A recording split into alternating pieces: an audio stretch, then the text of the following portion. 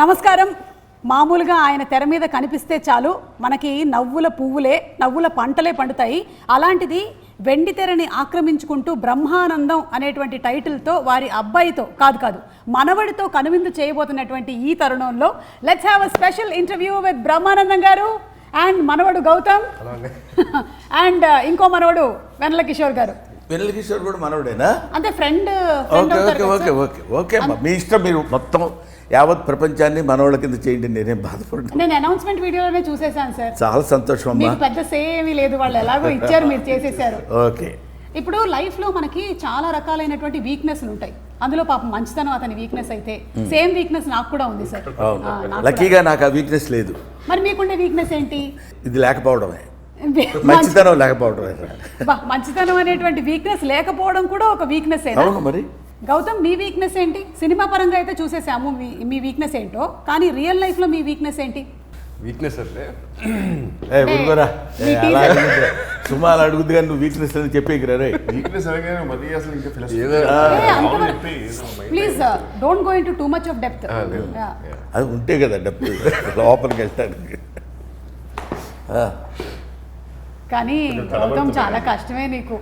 ఇక్కడ ఇంట్లో నాన్నగారు ఇలాగే పంచులు వేస్తుంటారు, మా ఇంట్లో కూడా పిల్లలకు కొంచెం కష్టమే. నేను కూడా ఇలాగే ఇంటి పోరు ఇంత కాదా. ఈ లోపల వెన్నెల కిషోర్ గారు చెప్తారు ఫుడ్ ఇస్ యువర్ వీక్నెస్.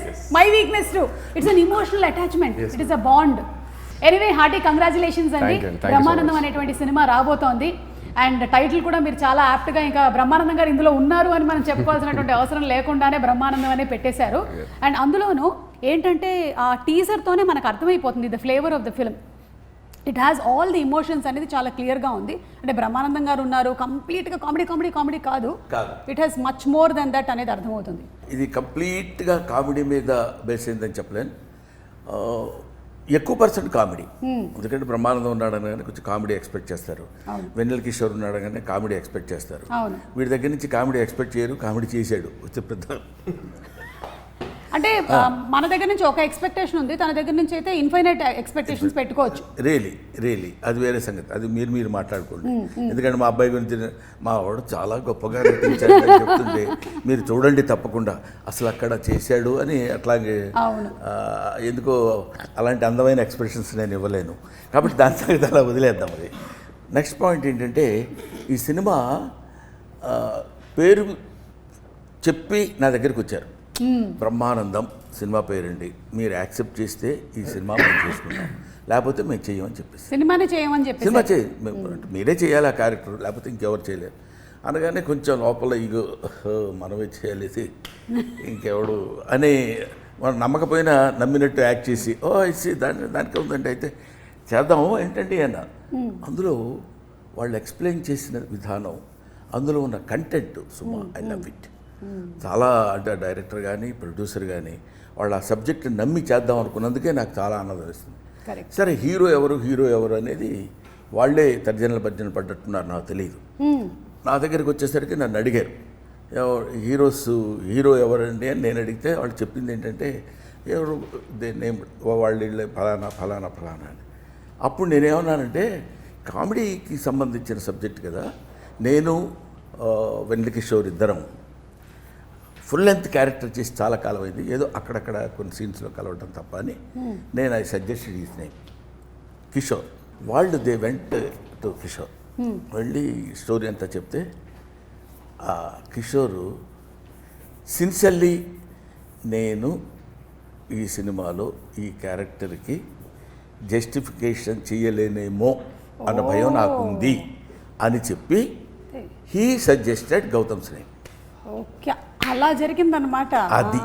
అది అలా జరిగింది. దాంతో అప్పుడు వాళ్ళు కూడా ఆలోచించి, అంటే ఆయన ఫాదర్ కదండి, మరి తాత క్యారెక్టర్ అంటే మేము ఒప్పిస్తామండి, ఎలా అయినా సరే తాతగా ఆయన చేయడానికి మేము ఒప్పిస్తాం, డెఫినెట్గా వాళ్ళిద్దరు కాంబినేషన్ అయితే బాగుంటుందని he only suggested this Brahma plus ఆనందం. యాక్చువల్లీ నాకు ఫోన్ చేసి ఏంట్రా నువ్వు అసలు చేయనంటు అంటే, సార్ నన్ను జస్టిస్ చేయలేను సార్ అది రోల్కి, అది చాలా ఎమోషన్స్ ఉన్నాయి అండ్ అది కూడా మీతోటి మీ కాంబినేషన్లో it's not just fun role కదా, ఇట్స్ ప్రాపర్ మనమటి రోల్, అది కూడా ఐ జెన్యున్లీ ఫెల్ దట్ నేను జస్టిస్ చేయలేను సార్. మనం అది కూడా మీ సినిమా టైటిల్తో వచ్చిన సినిమాకి నేను జస్టిస్ చేయకపోతే చాలా దరిద్రంగా ఉంటుందని చెప్పి నేను సార్ కూడా విషయం తెలియదు, నేను ప్రొడ్యూసర్ గారితో చెప్పాను, సార్ నాకైతే ఇది గౌతమ్ గారు అయితే బాగుంటుందండి పర్సనల్గా అని చెప్పి. వాళ్ళకి ఏంటంటే లేదు సార్ మా ఆల్రెడీ సన్ కదా, వీఆర్ గోయింగ్ విత్ మనవడ ఎమోషన్ కదా, లేదంటే ఒకసారి థింక్ అబౌట్ ఇట్ అని చెప్పాను. సార్కి అసలు ఏం ఐడియా లేదు అదంతా. వాళ్ళు డైరెక్ట్గా మళ్ళీ గౌతమ్ గారిని అప్రోచ్ అయినట్టున్నారు కదా, అంతే. తర్వాతనే సార్కి తెలిసింది దట్ నేను వద్దనుకున్నాను అనే విషయం. So then and they had a third character which I loved it. Movies character name Giri. I was able to see myself in the character basic. Giri అనేది నాకు బాగుంటుందండి అని చెప్పి దెన్ నేను వాలంటీర్ చేసి I wanted to work in this. What is called self criticism. Yeah, మనల్ని మనం విమర్శించుకోవడం, ఓహో దీనికి మనం కాదు ఇదైతే బెటర్ అని తాను జస్టిఫికేషన్ చేసుకోవడం అనేది it is badly need of an artist. Announcement, title announcement వీడియోలో చూసాము, మా అబ్బాయి సినిమా చేసి పుష్కర కాలం అయింది, ఏదో ఒకటి చేయమని చెప్పరా అని చెప్పారు కదా. అంటే మీరు ఒక సినిమాలో ఇప్పుడు ఈ బ్రహ్మానందం అనేటువంటి సినిమాని మీరు ఎంచుకొని చేయడానికి గల రీజన్ ఏంటి? నాకు ఫస్ట్ అంటే నా దాకా అప్రోచ్ అవ్వలేదండి. ఫస్ట్ నా దగ్గరికి అప్రోచ్ అయ్యారు. ఆ తర్వాత వచ్చి ఇలాగ నాకు జస్ట్ క్యారెక్టర్ చెప్పి ప్లాట్ చెప్పారు అంతే. స్టోరీ మొత్తం కూడా నాకు తెలియదు అప్పటికి.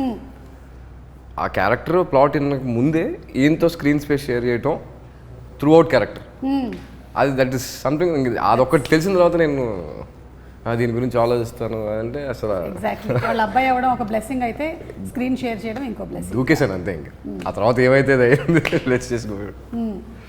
ఆ తర్వాత అన్నయ్య. మీరిద్దరు ఫ్రెండ్స్ అండి ముందు నుంచి? ఓకే. అంటే ఫ్రెండ్స్ అనడం కంటే వాళ్ళిద్దరు చెప్పుకోలేరు కానీ ది బెస్ట్ ఫ్రెండ్స్. ఓకే. తను ఎప్పుడు తన విషయాలు అది నువ్వే చెప్తే బాగుంటుందేమో కిషోర్. చెప్పండి. అంటే ఈ సినిమాలో కూడా మీ రిలేషన్షిప్ ఎలా ఉందంటే పాపం మీరు ఒక ఫ్రస్ట్రేటెడ్ ఫ్రెండ్ లాగానే ఉన్నారు. అలాంటి ఫ్రెండ్స్ ఉంటారు కదా, మరి గౌతమ్ అలాంటి ఫ్రెండ్ మీ రియల్ లైఫ్ లో? మా లైఫ్ లో అతను frustrated friend. Role reverse. Because నా ప్రకారం జెన్యున్ గా మ్యామ్ పర్ఫెక్ట్ పర్సన్ అంటే నా ప్రకారం గౌతమ్. సుమా వీళ్ళిద్దరు యాక్ట్ చేస్తున్నప్పుడు కొన్ని ఎమోషనల్ 1 or 2 ఏవో ఉన్నాయి. వాటి దగ్గర వాళ్ళిద్దరు దాన్ని కెమిస్ట్రీ చూస్తే రియల్ ఫ్రెండ్స్లా ఉన్నారు. కానీ నేను డబ్బింగ్ చెప్పేటప్పుడు చూశాను, ఇక్కడ గౌతమ్ వెన్నెల కిషోర్ భలే యాక్ట్ చేస్తున్నారే అన్న ఫీల్ లేదు. రియల్గా వీళ్ళిద్దరు పాపం ఫ్రెండ్ బాధపడుతుంటే ఇంకో ఫ్రెండ్ ఇలాగే బాధపడతాడు కదా, అంత న్యాచురల్గా నేను ఫీల్ అయ్యాను. మన రాహుల్ గారు ఒక కథని సెలెక్ట్ చేశారు అంటే చాలా ఆచితూచి సెలెక్ట్ చేస్తారని విన్నాం. మళ్ళీ రావా, ఏజెంట్ సాయి శ్రీనివాస్ ఆత్రేయ అండ్ మసూదా 3 హిట్లే. సో అందుకని ఇవి ఒకసారి సార్, ఇవి మా ఫ్రెండ్స్ రాసినటువంటి కథలండి. ఇవి కొంచెం రాహుల్ గారికి అప్పచెప్పరా. ఇది ఒకటి థ్రిల్లరు విత్ డైలాగ్ వర్షన్, ఇది ఒకటి కామెడీ అండి విత్ డైలాగ్ వర్షన్ ఉంది, ఇది tragedy and emotion. Okay sir. ఇలా ఇస్తే అదే బౌండ్ స్క్రిప్ట్ కావాలని విన్నాను. మ్యామ్ ఒకసారి నేను బ్రహ్మానందం స్క్రిప్ట్ ఊరికే ఏదో విషయంలో మాకు విజువల్ సీన్ పేపర్ ఇస్తారు కదా మ్యామ్ మార్నింగ్, అది ఎందుకో మిస్ అయితే నేను రాహుల్ గారిని అడిగాను, సార్ మీది ఏమైనా లిస్ట్ సీన్ పేపర్ లేదు సార్, నా బుక్కే ఉంది సినిమాది అన్నారు. ఒకసారి ఇవ్వండి సార్ ఆ సీన్ జస్ట్ చూసుకోవాలని చూసుకుంటే మొత్తం ఏదో ఒక ఫుట్బాల్ కోచ్ రాసుకున్నట్టు గోల్ ఎక్కడ ఉంది అవన్నీ ఇట్లా మొత్తం డయాగ్రామ్స్ ఉన్నాయి. ఇక్కడి నుంచి ఆరో ఇటు వెళ్తుంది మొత్తం. అసలు ఎడిటింగ్ ప్యాటర్న్ అసలు వేరే లెవెల్ ఉంది అది. అంటే ఈవెన్ ఎడిట్ ప్యాటర్న్ కూడా అంటే మొత్తం హీ నోస్ ఎవ్రీథింగ్ యాక్చువల్గా. గ్రేట్ రాహుల్ గారు. మీరు ఫస్ట్ ఆఫ్ ఆల్ ఈ సినిమాకి సగం సక్సెస్ ఏంటి అంటే రాహుల్ గారు ఒక కథని ఎంచుకున్నారు అంటేనే ఆయన దాన్ని ఇంతగా పరిశీలన చేసిన తర్వాత కానీ ఒక కథని అప్రోచ్ అవ్వరు అని. అండ్ అందులోనూ మసూదా లాంటి సినిమా కూడా he could make it a big hit because whatever he has visioned for it has come true on screen. So Rahul గారి గురించి ఏమైనా చెప్పాలనుకుంటున్నారా అబౌట్ ద ప్రొడ్యూసర్? ప్రొడ్యూసర్ గారి గురించి చెప్పాలంటే యాక్చువల్గా ఆయన సెట్లో కూడా మనకేదో ప్రొడ్యూసర్ ఒక ఆయన ఉన్నారు, ఒక ఆయన వస్తున్నారు, లేకపోతే ఆయనకు సెపరేట్ చేయాలి ఇట్లాంటివి ఏమి ఉండవు. మేము ఎలా తిరుగుతామో, లైట్ బాయ్స్ ఎలా తిరుగుతారో, ఏడీస్ ఎలా తిరుగుతారో, ఆయన అలా తిరుగుతూ ఉంటారు సెట్లో. ఓకే. స్క్రిప్ట్ పేపర్ ఒకటి పట్టుకుంటారు, ఆ రోజు సీన్స్ ఏమున్నాయి ఆ సీన్స్ పట్టుకుని జస్ట్ కూర్చొని మొత్తం అందరికి మొత్తం సెట్లో అలా తిరుగుతూ ఉంటారు. చాలా ప్యాషనెట్ కదా. చాలా సినిమాలు మనం చేసాం చూసాం కదా, కానీ commitment towards his job whether it is. ఆ తర్వాత దాని రిజల్ట్ ఎలా ఉంటుంది అనేది మనం చెప్పలేం. రిజల్ట్ ఎలా ఉంటుందని చెప్పడానికి అతను తీసిన 3 ఫిలిమ్స్ తెలుస్తున్నాయి. ఇక్కడ కూడా నేను చూస్తున్నాను కదా, చాలా ఒక వీళ్ళే of course worked for this film about 25 days or something కదా. కానీ ఎప్పుడు ఎక్కడ రిలాక్సింగ్గా కూర్చోవటం కానీ, ఆ తర్వాత ప్రతిదాన్ని చాలా జాగ్రత్తగా ఇండ్యూస్ చేస్తూ ఇలా ఉంటే బాగుంటుంది సార్ అని తనకు కావాల్సిన విధంగా చేయించుకోవడం, అంత డెడికేషన్ టువర్డ్స్ ఈ జాబ్. ఎస్, ప్రొడ్యూసర్ అనగానే అనేది ఇప్పుడు వీడు చెప్పినట్టు హుందాగా కూర్చోవడం. సుమ గారు ఎప్పుడు వచ్చారు? చాలా సంతోషమమ్మా మీరు రావడం. సార్ కిషోర్ వీళ్ళంతా మన సినిమాలో ఆ టైప్ కాదు, అందరూ నాలాగే యంగ్స్టర్స్ కాబట్టి నేను కూడా అలా కలిసిపోయాను. సబ్జెక్ట్ సెలక్షన్లో నిఖిల్ డైరెక్టర్ అతను చెప్పడం, ఎప్పుడైనా నా గురించి చెప్పడం మొదలుపెట్టాడంటే ముందు ఏకధారగా ఏడుస్తాడు ఫస్ట్. అది ఆనందంతో వచ్చిన కన్నీళ్ళు సార్, ఇవి మీకు తెలియదు, ఆనంద బాష్పాలు అంటాడు. ఈ కమల్ హాసన్ యాక్టింగ్ లాగా అర్థం కాదు నాకు, ఏంటి చెప్పడానికి. మీ గురించే రాస్తున్నాను సార్. నేను చిన్నప్పుడు అంటే ఇంతే ఉంటాడు కదా, నేను చిన్నప్పటి నుంచి మీకోసం అలా కాకుండా పాపం చాలా నేనంటే అంటే దాన్ని ఏమంటారు, అబండెంట్ లవ్ టువర్డ్స్ బ్రహ్మానందం.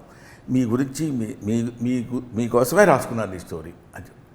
ఇంకా అలా అని అతను అన్నప్పుడు కానీ ప్రొడ్యూసర్ అన్నప్పుడు కానీ it's not to say no is not the దాన్ని ఏమంటారు correct on the part of the artist. నా ఫీలింగ్ అది. దాంతో అతను చిన్న లవ్ కామెడీగా తీసుకెళ్తూ ఒక గమ్మత్తైన మెసేజ్, అది ఇందులో ఇప్పుడే చెప్పొద్దని అందరూ అంటున్నారు కాబట్టి నేను కూడా చెప్పట్లేదు. గమ్మత్తైన అంటే కొద్దిగా గుండె అలా పట్టుకుని అలా కొంచెం పిండుతున్న ఫీలింగ్ ఇచ్చే చిన్న 1 or 2 or 3 to 5 minutes అబ్బా అనిపించేట్టు.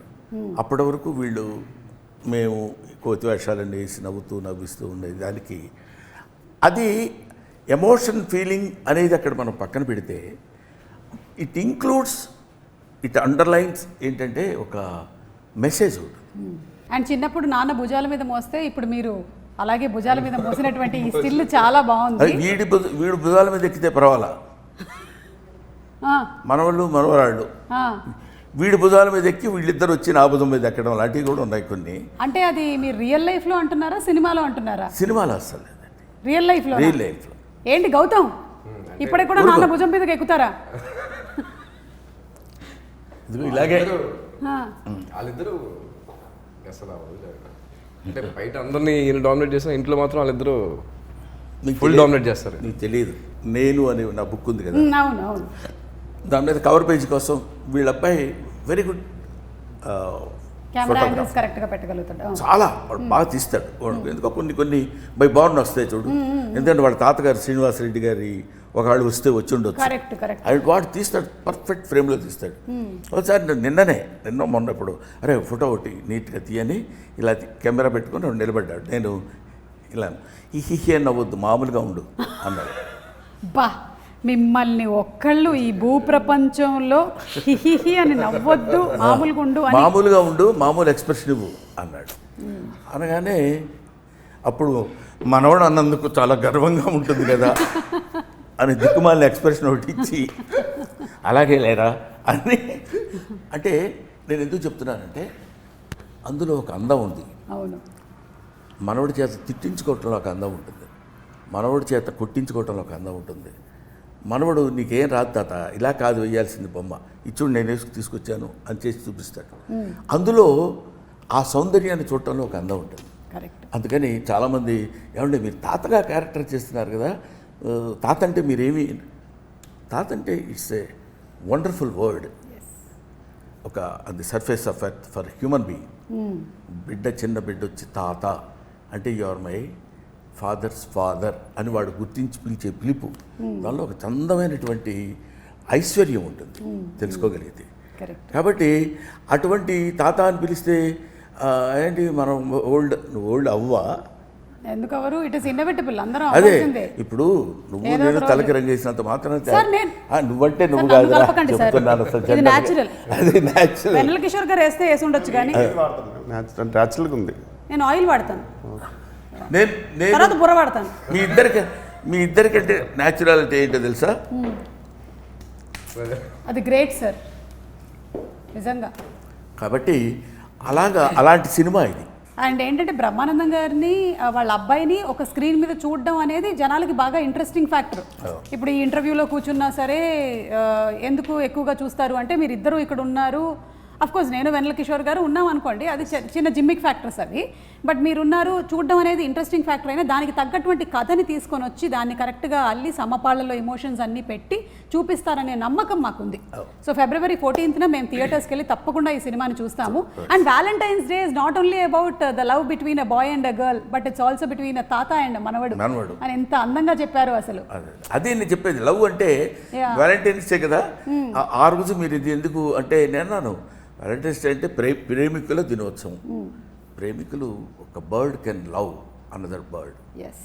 అది మన మనుషులో అందులో టీనేజ్లోనే ప్రేమించాలి. ఇట్లాంటివన్నీ ఈ ఫుల్ స్టాప్లు కామాలు మనం పెట్టుకున్నవి తప్ప ప్రేమకి there is no, it's infinite. కాబట్టి ఒక క్వశ్చన్ వెన్నెల కిషోర్ గారు, ఆ రోజుల్లో మీరు వ్యాలంటైన్స్ డేకి ఎంతమందికి కార్డులు ఇచ్చారు? ఆ రోజుల్లో అంటే 40 years బ్యాక్ అట్లాగా కాదు సార్, అది మనం అప్పట్లో మీరు అమెరికాలో ఉండే రోజు మనం అనుకో సుమా, నేను యాక్సెప్ట్ చేయలేకపోతున్నా. ఎందుకంటే కాదు, నాతో పాటు నువ్వు కాదు, you are my daughter, you know, నువ్వు మనం అనొద్దు. అది మీ రోజుల్లో అంటే ఆనందంగా ఉంటుంది. సరే ఓకే సార్, థ్యాంక్ యూ.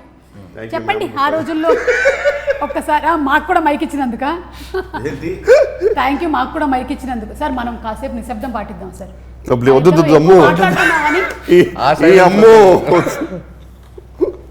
దానికంటే వియర్డ్ ఫీలింగ్ వస్తుంది. ప్లీజ్ మాట్లాడండి సార్. మీరు మాట్లాడుతున్నారు మ్యామ్. ముందుగా నిఖిల్ గారి గురించి ఒక ముక్క మాట అయిపోయింది మ్యామ్. అది తుమ్ము మాట కాదు. అంటే జస్ట్ వర్డ్ సార్, మీరంటే ఎంత పిచ్చో నిఖిల్ గారికి చెప్దాం అనుకున్నా సార్, అంతే. మీకు ఓకే, మీరు పర్మిషన్ ఈయనంటే అందరికీ పిచ్చేనండి. సారీ నేను మాట్లాడాను. కాదంటే బేసిక్ ఏంటంటే ఆయన ఎక్స్ప్రెషన్ ఎలా ఉండేది మ్యామ్ ఆన్ సెట్ అంటే, రెడీ మూవీలో నేను సృష్టించిన క్యారెక్టర్స్ ఏంటారు నా ముందే తిరుగుతున్నాయి. నిఖిల్ గారిది నిజంగా అలా ఉండేది ఎక్స్ప్రెషన్. అంటే ఆనంద బాష్పాలు ఇవన్నీ నేను రాసిన క్యారెక్టర్ బ్రహ్మానంద గారు నా ముందే. ఆయన మానిటర్ ఎలా ఉండేదంటే బ్రహ్మానంద గారు చూస్తూ ఆల్మోస్ట్ సీన్ లోపలికి వెళ్ళిపోయేవారు.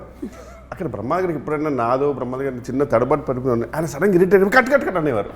అది యాక్చువల్ మేనేజ్ చేయొచ్చు, అంటే తర్వాత మళ్ళీ టేక్ తీసుకోవచ్చు, తర్వాత కట్ కూడా లేక చెప్పచ్చు. ఆయనకు తెలియదు పాపం. ఇంకా అందులో ఉండిపోయి నేను బ్రహ్మానంద గారు నేను సృష్టించే క్యారెక్టర్, నువ్వు బ్రహ్మానంద గారు మాట్లాడుతున్నారు కట్ అనేవారు. ఆయన సారికేమో కట్ అనేది కొంచెం ఆగి కూడా చెప్పచ్చు తెలుసు, నేను అక్కడ ఇంప్రూవైజ్ చేద్దాం అనుకున్నానని. కానీ ఆయన అంటే నిజంగా ఒక మనిషి పాపం పిచ్చి, ఆయన చెప్పలేడు పాపం, ఎమోషన్ చెప్పలేడు. ఒక యాంగ్జైటీకి యాన్సిస్టర్ లా ఉంటాడు ఆయన పాపం బ్రహ్మానంద గారు ఉంటే. అంటే ఆ ప్యానిక్ అంత ఉంటుంది అన్నమాట ఆయన దగ్గర. సో బట్ మాత్రం మ్యామ్ ఎక్కడ కూడా just because he loves sir everything అని ఎక్కడ కూడా కాంప్రమైజ్ అవ్వాలి. ఆయనకు కావాల్సింది ఎన్ని టేక్లైనా సరే హీ మేడ్ షూర్ దట్ అనుకునే టేక్ కరెక్ట్ అవ్వాలి. అయిపోయింది సార్. నువ్వు చాలాసార్లు మాట్లాడావు మధ్యలో, తెలుసా నీకు? జస్ట్ నిఖిల్ గారి గురించి చెప్దాం అనుకున్నా sir, for the lovely role, that's all sir. కాదు, మీరు అన్నిటి మధ్యలో ఒక విషయాన్ని దాటేశారు. వ్యాలంటైన్స్ డే గురించి అది చెప్పాలి. బేసిక్గా ఇద్దరం ఎందుకు ఫ్రెండ్స్ ఏమంటే ఇంట్రోవర్ట్స్. యాక్చువల్గా మా జీవితాలకు ఒక షాప్కి వెళ్ళి ఒక కార్డు కొనుక్కొని ఇచ్చేంత మాకు లేదు మేము. వస్తుంది లేదు మాకు. మళ్ళీ ఇప్పుడు వెళ్ళి అంత ప్యానిక్, మేము కూడా యాంగ్జైటీకి యాన్సిస్టర్లేమే యాక్చువల్గా. మర్చిపోయాం సుమా హర్ట్ అవుతురా సార్. సారీ మర్చిపోయాను. నేను కూడా మర్చిపోయాను. అంటే నేను వద్దాం అనుకున్నాను సార్ అక్కడికి. రాజీవ్ తర్వాత అవును సంపత్ గారు తర్వాత అట్లా సార్ రాజీవ్ గురించి సారీ సార్. మొత్తం ఫస్ట్ నుంచి స్టార్ట్ చేద్దాం ఇంటర్వ్యూ. మళ్ళీ మొదటి నుంచి ఫస్ట్ అక్కడ నుంచి స్టార్ట్ చేద్దాం. మళ్ళీ మొదటి నుంచి. ఎందుకంటే నాన్న రాజీవ్ ఈ సినిమాలో జోక్గా కాదు, సిన్సియర్గా చెప్తున్నారు. ఆ మీసాలు పెట్టి ఒక తెలివి తక్కువతనంతో కూడిన సర్పంచ్ లాగా, అంటే పప్పు శుద్ధలాగా చెప్పిందే చెప్పి మాట్లాడిందే. అసలు రాజీవ్ అంత ఫాస్ట్గా మాట్లాడటం జనరల్గా నేను చాలా తనతో చేసింది చూసినాను కదా, చాలా తూకంగా డిగ్నిఫైడ్గా రెస్పెక్ట్గా మాట్లాడుతున్నాను. అలవాటు అయితే తెలిసేది సార్ మీకు. ఏది పెళ్ళాం అయితే తెలిసేది, పెళ్ళాం అయినా కూడా తెలిసేది. అదే తీసేస్తారు. అది మొగుడిని అర్థం చేసుకోలేనప్పుడు పెళ్ళానికి అలాగే తెలుస్తాయి. సరే దాన్ని వదిలేద్దాం, మొగుడు పెళ్ళాలి కూడా మరొకటి. ఈ క్యారెక్టర్ రా సుమా వాగుతుంటాడు అసలు. Can you expect? అంటే ఇప్పుడు మీ ఇంట్లో వాగటం వేరు, ఇక్కడ అసలు మామూలుగా క్యారెక్టర్ టాకిటివ్. మాట్లాడుతూ ఓ మనం అంటే ఏమనుకున్నావు అది అని చెప్తుంటాడు. అలాగా చెప్తున్నప్పుడు పెద్ద విపరీతమైన మాలా కష్టపడి కామెడీ చేసినట్లేదు. Comedy it creates. నాకు తందొకటి ఒకరోజు 2 సీన్స్లో వచ్చిన రఘుబాబు ఒకడు, తర్వాత సంపత్ చేత కామెడీ చేయించాడు.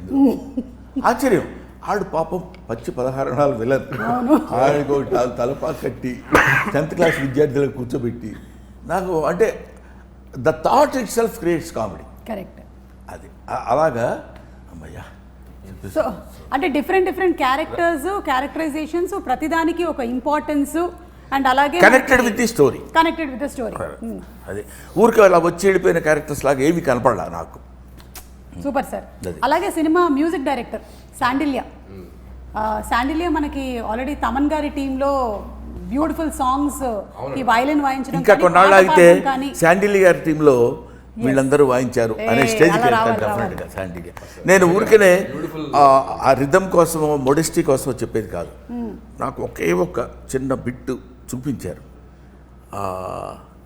ఇదేంటి నాకు let me accept my ignorance about the music. సిన్సియర్గా చెప్పాలంటే నాకు తెలియాల్సిన అవసరం లేదు, బాగుందనడానికి అనిపించింది అతని మ్యూజిక్ చూస్తే. 2 × 2 = 4 మ్యాథమెటిక్స్ చదువుకోకర్లా, అంత ఈజీగా మ్యూజిక్ మన దగ్గరికి తీసుకొచ్చాడు. I believe in that.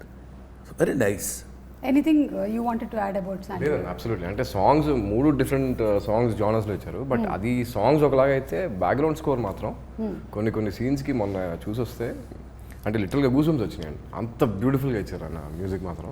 ఇప్పుడు ఈ సినిమాలో మాకు ఒక చిన్న సీక్రెట్ తెలిసింది. గౌతమ్ ఇందులో ఒక పర్సూయింగ్ యాక్టర్ అని. అవునండి కదా, చూసారా, ఇట్టే మేము పసిగట్టేసాము టీజర్ని చూసి. సో ఇప్పుడు యాక్టర్ కాబట్టి రోల్ రివర్సల్ చేయబోతూ ఉన్నాము. మీరు ఇంట్లో నాన్న, బ్రహ్మానందం గారు గౌతమ్, ఎలా ఉంటుందో ఒకసారి మాకు చేసి చూపించారా? పొద్దునే ఫోన్ చేస్తారమ్మా. చేయండి, ఫోన్ చేయండి. అరే ఏం చేస్తున్నావు డాడీ? ఏం చేస్తున్నావు అంటే ఆన్సర్ అది ఉండదు. డాడీ ఏనా? కాదు, రే ఏం చేస్తున్నావు అని అడుగు. అరే ఏం చేస్తున్నావు డాడీ అంటే ఏం చేస్తున్నావు చెప్పినట్ట, నన్ను ఏమన్నా అడిగినట్ట. అరే పిల్లలు ఏం చేస్తున్నారు, వెళ్తాను కిందకి తీసుకురా. డాడీ అంటే వాళ్ళు ఏం చేస్తున్నారో నాకు తెలియదు. ఇప్పుడు నేను వాళ్ళని తీసుకొని కిందకి దిగలేను, అది మాట నీకు నేను చెప్పలేను డాడీ. ఆ డాడీ అనే ఒక పదంలో బోల్డ్ అండ్ ఎక్స్ప్రెషన్స్ ఉంటాయి. ఏడుసాలా రావాయ్ అన్నప్పుడు డాడీ అంటే ఇంకొన్ని ఇస్తారు. ఇంకొకటి 2 అడగండి, ఒక 2 అడగండి. అరే మీ అందరం భోజనానికి కూర్చున్నావు, ఎంతసేపు పడుతుంది, ఇంకా కిందకి రావాలి. వచ్చేస్తాను డాడీ, వచ్చేస్తాను. 1 అవర్లో వచ్చేస్తాను. 1 అవర్లోనా? 1 అవర్లో రావటం, 1 అవర్లో రావటం ఏంట్రా అన్నామనుకో అనగానే డాడీ నన్ను అసలు ఎప్పుడూ హర్ట్ చేయరు, ఇలాగే చేస్తుంటారు. ఇద్దరు కుమారులు. వాడైతే మరీ ఒక 5 మినిట్స్లో వచ్చేస్తున్నాడు. 5 × 10 మినిమం అంతే. లక్కీగా కొన్ని ఆన్సర్స్ ఉంటాయి. ఏం చేస్తున్నావురా, రా త్వరగా బాత్రూమ్ ఉన్నావు డాడీ అంటాడు. ఇంకేం మాట్లాడతావు? వాడు ఎప్పుడు వస్తే అప్పుడు బాత్రూంలోంచి ఎప్పుడు బయటపడితే. అఫ్కోర్స్ ఇంట్లో అందరం కలిసి లైవ్లీగా ఉంటాం. ఫాదరు, సన్, డాటర్ ఇలా, గ్రాండ్ డాటర్, అట్లా ఏమి ఉండదు. అది that's only the property of my family. Super అండి, సూపర్. సో రోల్ రివర్సల్ అయిపోయింది. ఇప్పుడు ఒక్కసారి మనం జస్ట్ ఏం జరిగింది దేవసేన ఆ డైలాగ్ని జస్ట్ మీరు యాక్టింగ్ పర్స్యూ చేస్తున్నారు కాబట్టి సినిమాలో గుర్తుందా మీకు? ఏం జరిగింది దేవసేన అని అడిగితే నేను లైన్లో నించొని ఉంటే వాడు వచ్చి నా చేయి పట్టుకున్నాడు, నేను వాడి వేలు నరికేశాను. ఏం జరిగింది దేవసేన? నేను గుడి దగ్గర నించొని ఉంటే ఇతను వచ్చి నా చెయ్యి లాగాడు, వెంటనే వేలు నరికేశాను. చెయ్యి పట్టుకుంటే నరకాల్సింది వేలు కాదు, చెయ్యి, తల. ఓకే, ఇది చాలు మాకు. బాగుందా? చాలా బాగుంది సార్.